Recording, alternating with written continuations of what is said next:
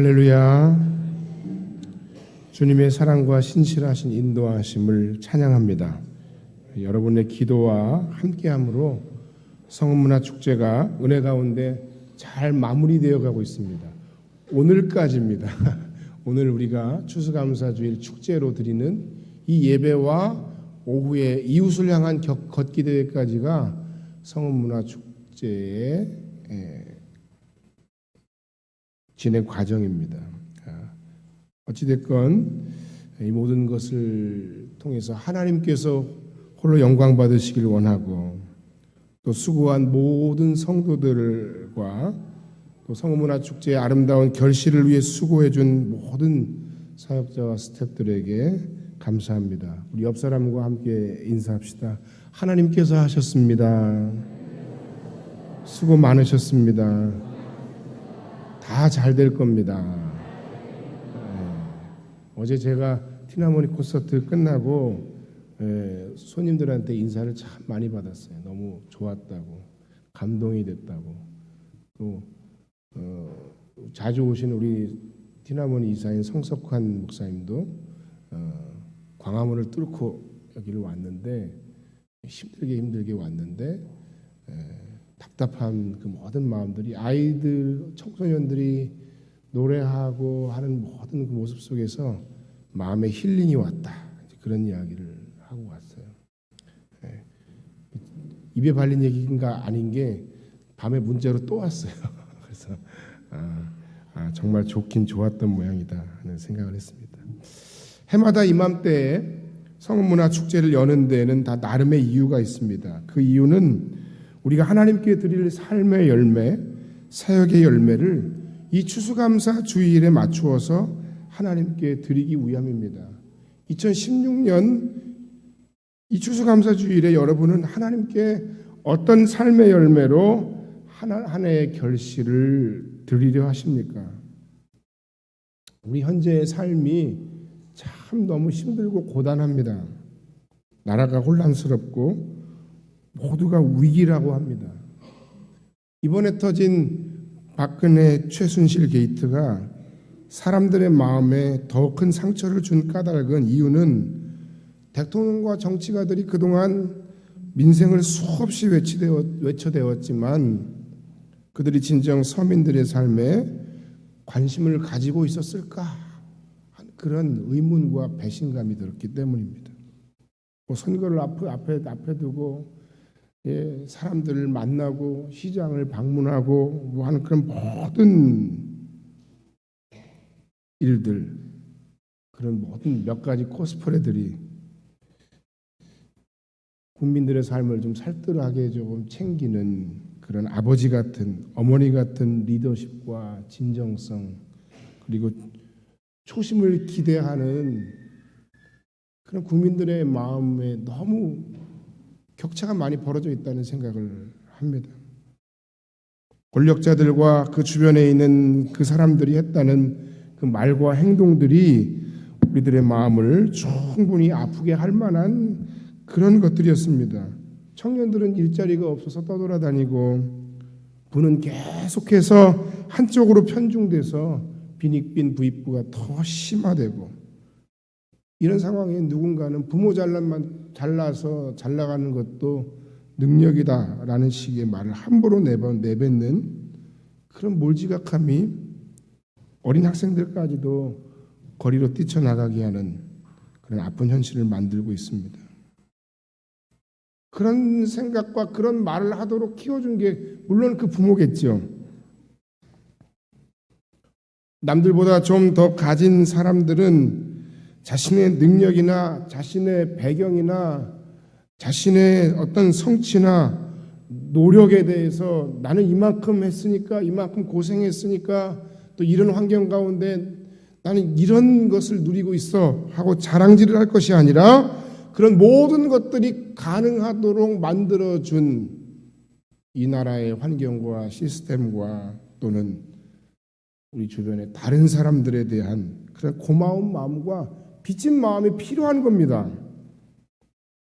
다른 것이 윤리가 아니라 바로 이 부분이 성경이 우리에게 가르쳐주고 있는 진짜 윤리이고, 우리가 살고 있는 사회나 세상의 진정한 건강함의 표지입니다. 근데 뭐 잘난 사람들은 잘나서 내가 잘나서 그렇게 됐고 너희들은 그것도 못하냐? 심지어 그런 논리가 목회 현장에서도 나왔어요. 예? 어떻게 하면 목회하면서 외제차도 못 타? 뭐 이런 얘기들 나오고. 도대체 어떻게 하면 교회가 부흥이 안 되는 거야? 뭐 그런 얘기들이. 이런 똑같은 세상의 논리가 교회 안에도 들어오고 그 안에서 신앙생활하고 그리스도인이라고 살아가는 사람들의 삶의 목표 역시 뭐 예수 믿는 사람이나 믿지 않는 사람이나 똑같은 그런 삶의 모양으로 지금 나아가고 있다는 겁니다. 거리로 나아간 분들도 답답해서 나갔고 그것도 그분들의 아주 중요한 의사의 표시한 방법이겠습니다.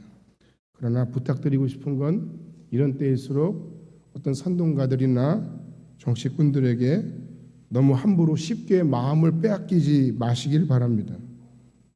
한쪽으로 치우치는 권력의 패단을 우리는 보고 있습니다.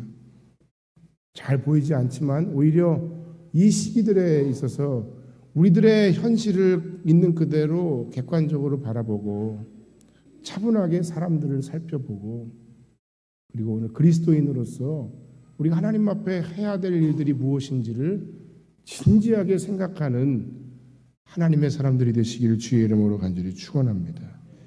이 상황 속에서 교회와 성도들이 해야 할 일은 무엇입니까? 지난주에도 말씀드렸지만 과연 이 사태에서 한국 교회와 성도들은 자유로울 수 있는가 하는 거예요.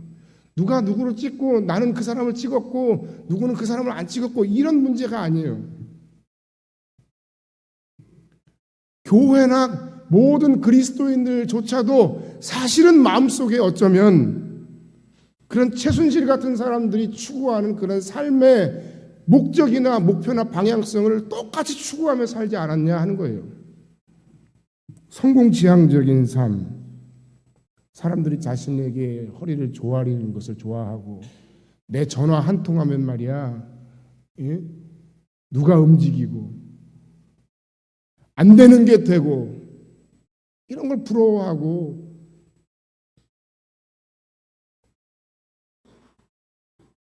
우리의 외형적인 부분, 보이는 것에 대한 부분, 교회의 외형적인 성장 이런 것에만 관심을 갖고 오로지 큰 것만이 옳은 것이라고 하는 그런 삶의 논리로 그렇게 우리가 살아오다가 우리 마음속 깊은 곳 가운데 기저에 있는 겉은 화려한데 너무 무거워가지고 뒤뚱뒤뚱하다가 무너져버리는 넘어져버리는 배처럼 우리 마음속에 숨겨진 드러나지 않은 우리의 민낯이 있다는 거예요. 제가 금요 기도회 때도 여러분에게 함께 이야기를 드리고 나눴지만 돈 좀 벌면 주일마다 놀러 다니느라고 주일 예배 빠지고 정신 못 차릴 사람들이 우리 안에 분명히 있습니다. 조금 힘이 좀 생기고 조금 뭔가 다른 사람들을 어떻게 할 수 있는 그런 위치에 가면 뭔가 말이 짧아지고 뭔가 다른 사람들을 하대하고 뭔가 내가 어떤 권력을 막 휘두르고 싶은 그런 욕망을 가진 우리의 꿈틀거리는 우리 마음속에 욕망이 있습니다.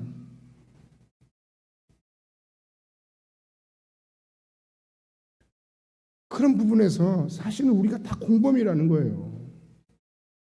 이 나라가 이 사회가 뭔가 이 사회를 지탱하고 끌고 갈 만한 어떤 그런 우리 마음속에 혹은 우리가 가지고 있는 어떤 그런 정신적인 인간들이 많이 흔들리고 있습니다.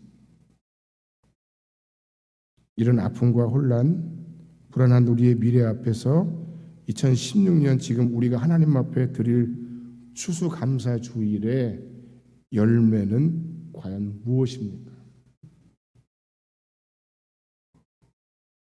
완전 회개를 해야 되는 거예요. 그래서 이제까지의 우리의 삶 또는 2016년 한 해의 우리의 삶 바라보면서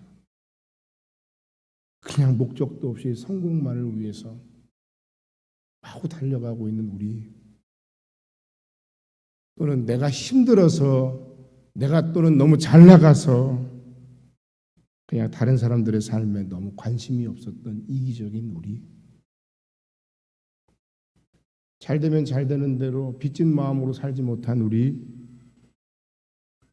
또 안 되면 안 되는 대로 비교하고 원망하고 절망하고, 그리고 무조건 부정적으로만 모든 것을 바라보던 우리, 이런 모든 것을 우리가 하나님의 사람으로 새로워진 생각과 새로운 마음으로 우리의 삶이 변화되도록 회개하는 시간들이 되어야 할 줄로 믿습니다. 동시에 이 시간에 우리는 우리의 신앙을 다시 한번 점검하고 하나님의 하나님 되심을, 내가 믿고 내가 고백하는, 내가 섬기는, 내가 찬양하는, 내가 기도하는, 내가 이 시간 예배하는 우리의 하나님이 과연 어떤 하나님이신지에 대해서, 나의 하나님이 어떤 하나님이신지에 대해서 하나님 앞에 우리의 드려야 할 진정한 신앙의 고백을 드릴 수 있는 추수감사주일이 되기를 주의 이름으로 간절히 축원합니다. 그러면 어떤 사람 됨됨이는 어떤 상황 속에서 드러날까요? 예를 들어 진실한 사람, 이런 얘기도 있었습니다만, 이 사람이 진실한 사람인지 그렇지 않은 사람인지, 이 사람이 나를 사랑하는 사람인지 아니면 그렇지 않은 사람인지, 이 사람이 하나님을 진실로 믿는 사람인지 아니면 입으로만 믿음이 있고 문의로만 내가 직분자고 내가 여러 가지로 그런 사람이지 사실은 그렇지 않은 사람인지는 그 사람의 인격의 됨됨이, 진실성, 사랑, 신앙은 어떤 순간에 우리가 볼 수 있느냐는 거예요. 그건 바로 위기의 상황이에요. 어려운 순간입니다. 내가 도저히 참을래야 참을 수 없는 그 상황과 그 순간이 그 사람의 됨됨이와 그 사람의 인격을 보여주는 거예요. 세상 사람들이 다 나를 비난하고 조롱하고 다 날 떠나가도 누군가 끝까지 내 곁에 있다면 그 사람은 나한테 있어서 진실한 사람이에요. 내가 가진 신앙 때문에 때로는 억울한 일을 당하고 경제적으로 손해를 볼 수밖에 없는 그런 상황 속에 있을지라도 끝까지 나는 이 신앙으로 산다, 나는 하나님으로 말미암아 내 삶에 소망을 붙들리라 하는 사람이 바로 진짜 신앙을 가진 사람들이에요. 오늘 본문의 스데반 집사님은 초대 예루살렘 교회의 7 집사 중 한 분입니다. 사도들이 말씀을 전하는 것과 기도하는 것에 전무할 수 있도록 하기 위해 세움을 받은 평신도 집사님이셨습니다. 그분은 은혜와 권능이 충만한 사람입니다. 그분은 많은 표적을 행한 사람입니다. 그리스도에 대해 이야기할 때 지혜와 성령이 충만하여 그 사람을 능히 당해낼 사람이 없었다고 성경에 기록하고 있습니다. 그렇게 되자 이 사람, 그리고 이 사람이 전하는 그리스도 예수의 복음에 대해서 굉장히 거부감을 가지고 있었던 어떤 사람들이 이 사람에 대해서 거짓말을 하는 거예요. 공작을 한 거예요. 누가 이런 이야기를 하는 사람, 스데반 집사가 이런 이야기를 하는 것을 내가 들은 적이 있었다라고 시킨 거예요. 그 내용이 뭡니까? 예수님에게 뒤집어 씌웠던 거하고 똑같은 거예요. 하나님을 모독했다. 신성 모독이다. 왜 그런 제목을 붙였을까요? 그건 직결 심판이 가능하니까. 한마디로 죽일 수 있으니까. 자, 이런 일을 당한다면 여러분 같으면 어떻게 하셨겠습니까? 그런데 오늘 우리가 보고 우리가 읽은 이 스데반 집사님은 이런 억울한 상황, 이런 말도 안 되는 상황 가운데서 오늘 우리가 읽은 본문 말씀 가운데 보니까 15절에 공회 중에 앉은 사람들이 다 스데반을 주목하여 보니 그 얼굴이 천사의 얼굴과 같더라. 어떻게 이 상황 속에서 그와 같은 얼굴이 가능한 것일까요? 고객님 하면서 우리가 열심히 연습하고 서비스 교육을 매일같이 하면 되겠습니까? 그러면 그게 가능할까요?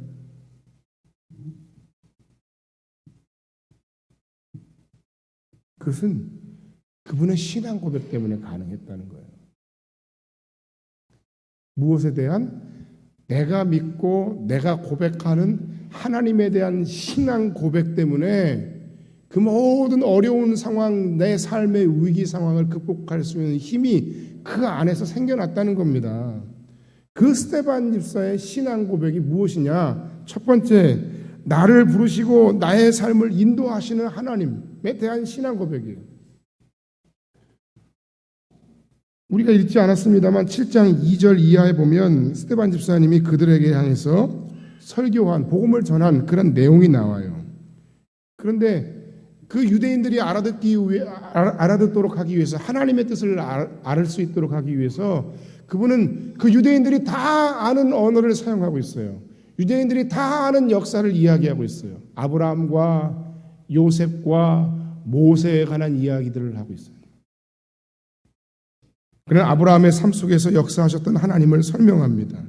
그의 삶 속에서 역사하셨던 하나님은 아브라함을 부르시고 아브라함을 인도하시고 아브라함을 성장시켜 주셨다는 거예요. 근데 여기서 핵심적인 포인트가 뭐냐면 아브라함이 뭘 어떻게 했다, 아브라함이 하나님을 믿었다, 아브라함이 하나님 앞에 뭐 어떻게 나아갔다, 이게 아니라 더 중요한 핵심적인 포인트는 하나님이에요. 아브라함이 하나님을 찾아간 것이 아니라 하나님이 아브라함을 부르셨습니다. 직접 부르셨어요. 우리가 이 자리에 이렇게 나와서 예배하고 하나님의 사람으로 살아가는 것 결코 우연이 아닙니다. 하나님의 주권적인 섭리예요. 하나님이 우리를 부르시는 거예요. 하나님이 우리를 마구 땡기신 거예요. 하나님의 은혜로 말미암아 우리가 하나님의 자녀가 된 것입니다. 할렐루야. 우상장수의 아들로 태어난 이방 땅에 할 일 없는 평범한 죄인이었던 그가 어떻게 큰 민족을 이룬 이스라엘의 조상이 될 수 있었는가? 핵심은 하나님이에요. 핵심은 목사도 아니고, 핵심은 총회장도 아니고, 교황도 아니고, 베드로도 아니고, 대통령도 아니고, 바울도 아니고, 아브라함도 아니고, 핵심은 하나님이셔요. 하나님께서 그에게 나타나셔서 그를 부르심으로 그의 인생의 새 역사가 쓰여졌다는 겁니다. 여러분, 우리가 하나님 앞에 그런 신앙의 고백을 할 수 있어야 돼요. 오늘날 내가 이 자리에 있고 내가 하나님의 사람으로 서 있는 것은 하나님이 놀랍도록 나를 부르셨기 때문이다. 그리고 그 하나님께서 아브라함을 부르셨을 뿐만 아니라 그 아브라함을 인도하셨다는 거예요. 그 처음에 인도하심의 결과가 사실 인간적으로 보면 너무 보잘것없어요. 왜냐하면 가나안에서 그는 처음에 발붙일 만큼의 작은 땅조차도 허락받지 못했어요. 하나님은 그의 자녀들에게, 하나님은 그의 후손들에게 가나안이라고 하는 약속의 땅을 약속하셨는데, 축복의 땅 가나안을 약속하셨는데, 정작 아브라함에게 있어서 가나안은 정말 우리식으로 표현하면 사골세예요. 아무것도 없는 거예요. 머리둘 곳조차 없을 정도로. 그는 정말 비참하게 살았어요. 400년간 그 땅에서 종노릇할 것을 하나님이 심지어는 그에게 예언을 하십니다. 실제로 그가 번성했던 땅은 가나안이 아니라 애굽이었는데, 그럼에도 하나님은 아브라함에게 자꾸 가나안에 대해서 말씀하셨고, 아브라함은 그 하나님의 기대대로 끝까지 하나님을 믿고 신뢰하고 순종했다는 거예요. 바로 그 얘기를 하고 있는 거예요. 이 말씀을 통해서 스데반이 그들에게, 이스라엘 백성들에게 하고 싶었던 이야기는 시작하시고 부르시니, 인도하시고 성장시키시니, 성취하신 이가 바로 하나님이시다. 그 하나님이 우리를 부르시고 그 하나님이 우리를 지금 붙들고 계시고 그 하나님이 우리를 인도하고 계시다는 사실입니다. 그 사실을 확신하고 그 하나님에 대한 철저한 신뢰와 순종을 보인 것이 바로 아브라함의 믿음이었던 것입니다. 두 번째 스데반이 고백하고 있는 하나님에 대한 신앙의 고백은 나를 고단한 삶 한가운데서 구원해 주시는 하나님이십니다. 7장 9절 말씀 이하의 내용에 잘 나오고 있습니다. 요셉의 이야기를 통해서 그런 말씀을 하고 계신데, 요셉을 통해서 또한 요셉의 삶 속에서 역사하신 하나님은 하나님의 백성을 그들의 삶 속에서 구출해 주시는 하나님. 비록 그 원인이 그 모든 어려움의 근거가 시작이 나의 부족으로, 나의 실패로, 나의 불순종으로, 나의 불신앙으로 말미암은 것이었음에도 불구하고, 그럼에도 그 모든 우리의 고난 가운데 결국은 건지시는 분이 하나님이시라는 사실. 그 신앙 고백이 스데반에게 있었습니다. 스데반 집사님은 이스라엘 백성들을 향해서 그들이 자랑하던 하나님의 백성으로서의 선민의식, 조상의 의로는 구원이 없다는 것을 분명히 이야기하고 있어요. 아브라함의 후손으로 받는 할례라고 하는 그 의식으로 당신들이 진짜 하나님의 백성이 되는 게 아니다. 그것은 하나님에 대한 철저한 신뢰와 순종, 그리고 하나님이 당신들에게 허락하셨던 예수 그리스도를 말미암은 그 구원의 내용을 받아들일 때 가능한 것이다. 여러분, 예수께서 우리를 위해 십자가에 달려 죽으심으로 우리의 삶에 놀라운 영혼의 구원의 역사가 나타난 줄로 믿습니다. 그런데 그것만이 아닙니다. 현재 현실을 살아가고 있는 우리의 모든 삶이 너무너무 고단하고 너무너무 힘이 듭니다. 너무 피곤합니다. 너무 아픕니다. 너무 속이 상합니다. 이 나라 대한민국이 어떻게 될지 잘 모르겠습니다. 그러나 그런 모든 상황 속에서 우리의 고단한 삶, 이 나라 대한민국의 미래를 또한 건져내시고 구출해 주실 이는 오직 하나님 한 분이심을 다시 한번 고백할 수 있는 여러분들이 되시기를 주님의 이름으로 간절히 축원합니다. 기근 가운데 그들을 건져주셨어요. 어려움 속에서 그들을 보호해 주셨어요. 하나님의 은혜가 아니면 이제까지 우리가 살아올 수 없었고, 앞으로도 하나님의 그 은혜가 아니면 우리 앞날에 도대체가 도무지 살아갈 희망이 보이지 않습니다. 그것이 바로 오늘 이 시기에 우리가 하나님 앞에서 해야 할 우리의 신앙 고백이라는 거예요. 하나님의 은혜 외에 다른 구원의 방법이 여러분 있다고 생각하십니까? 그건 기독교적인 신앙이 아니죠.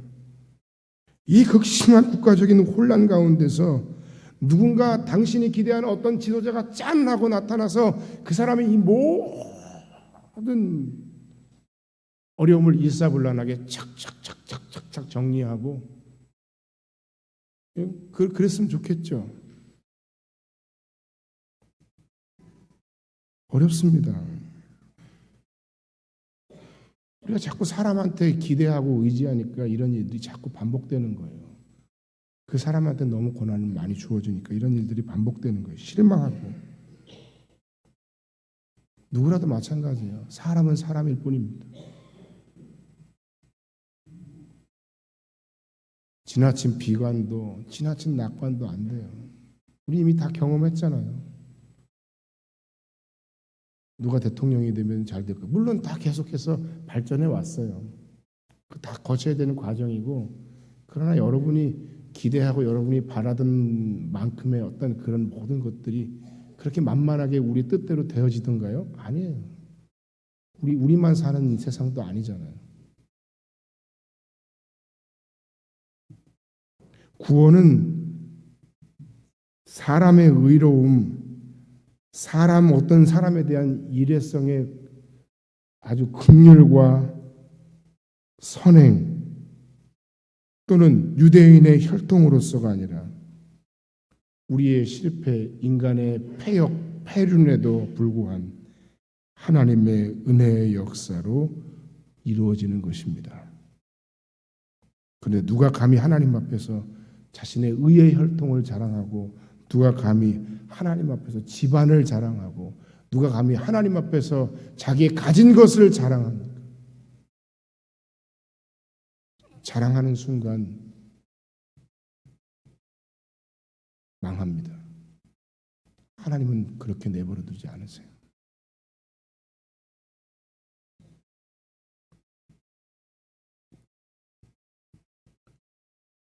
우리의 구원과 인생의 회복을 위한 참된 소망, 유일한 소망은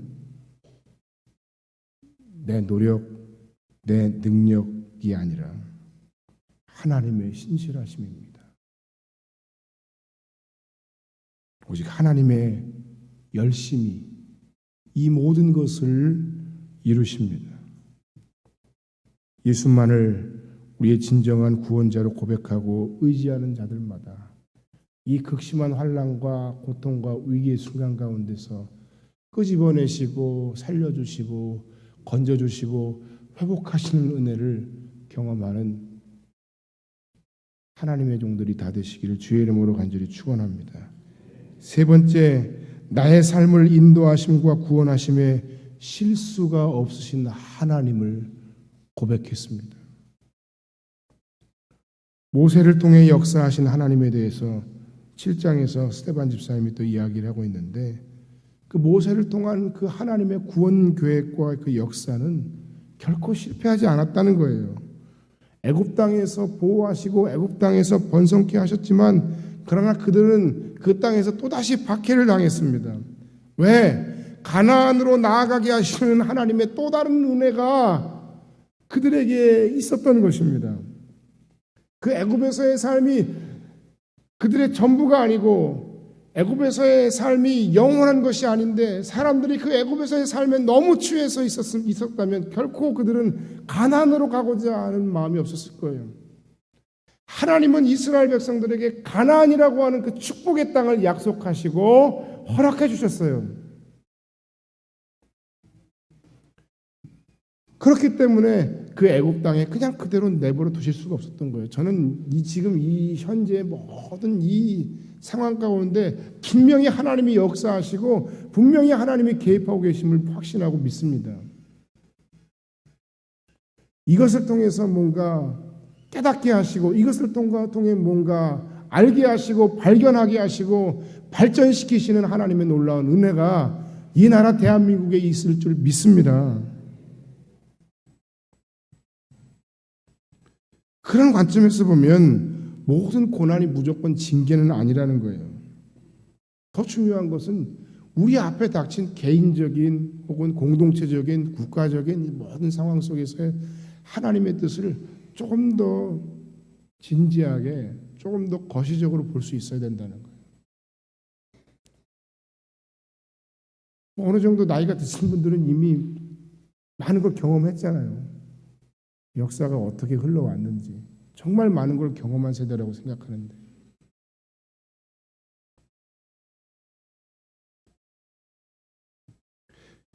그렇게 해서 선택받은 사람이 모세였지만 사실은 그는 버림받은 사람이었고, 그 버림받은 그가 하나님의 은혜 가운데 왕궁에서 보호받고 훈련받았으나 또다시 동족에게 버림받고,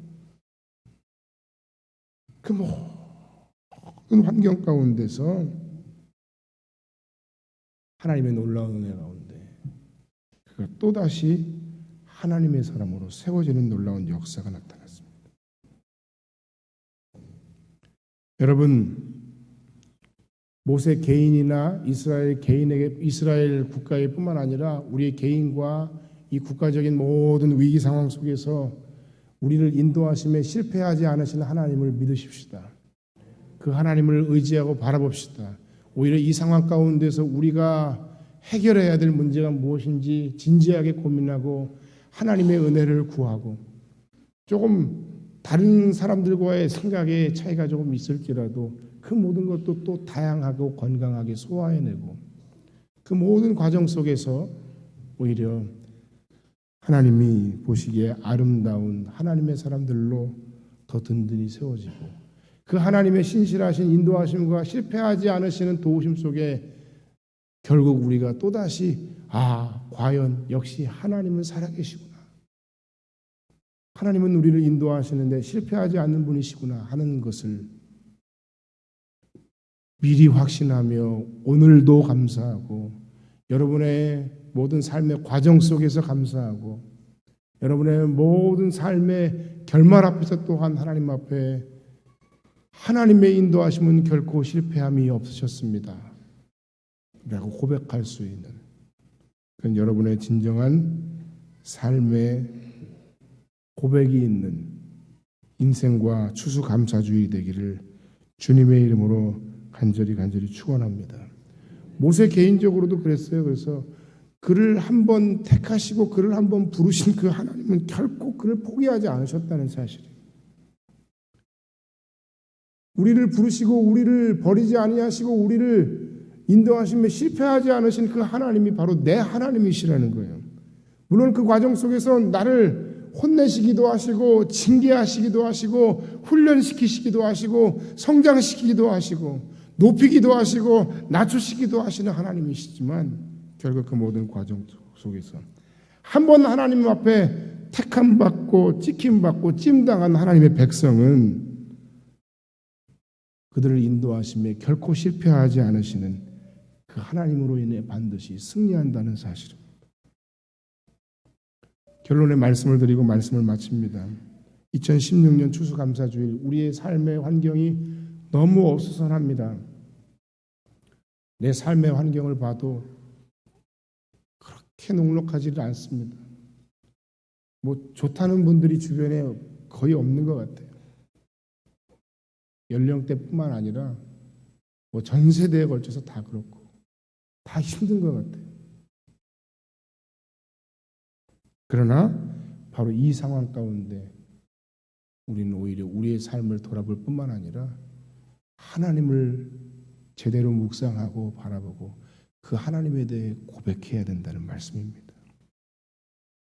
하나님에 대한 그 진실한 고백이 이 모든 상황 속에서 우리의 믿음이 되어 우리를 회복하는, 우리를 다시 한번 세우는 힘이 될 줄로 믿습니다. 스데반의 얼굴이 그 고난 가운데 천사의 얼굴이었던 것처럼, 뭐가 그렇게 좋아? 뭐가 그렇게 좋아서 그렇게 마음에 평안함이 있고 여유가 있어? 참 좋아 보인다. 성경이 우리에게 뭐라고 말씀하셨습니까? 사람들이 우리에 대해서 소망의 이유를 묻는 자들에게 대답할 말을 항상 예비하라고 성경이 우리에게 말씀하고 계신데, 그 우리의 평안, 그 우리의 기쁨, 그 우리의 감사의 비결, 그 비밀은 바로 하나님이십니다. 하나님 덕분입니다. 하나님 때문입니다. 그 하나님 때문에 내가 그래도 소망이 있습니다. 그 하나님 때문에 이 나라 대한민국에 그래도 소망이 있습니다. 그렇게 고백할 수 있는 저와 여러분이 되기를 주의 이름으로 간절히 축원합니다. 그리고 오늘 우리가 하나님께 드리는 이 추수감사의 예물 드림을 통해서 하나님께 영광 돌릴 뿐만 아니라 이웃을 향해 나아갈 수 있는 아주 의미 있는 추수감사 주일이 될 수 있기를 주님의 이름으로 간절히 축원합니다. 기도하겠습니다.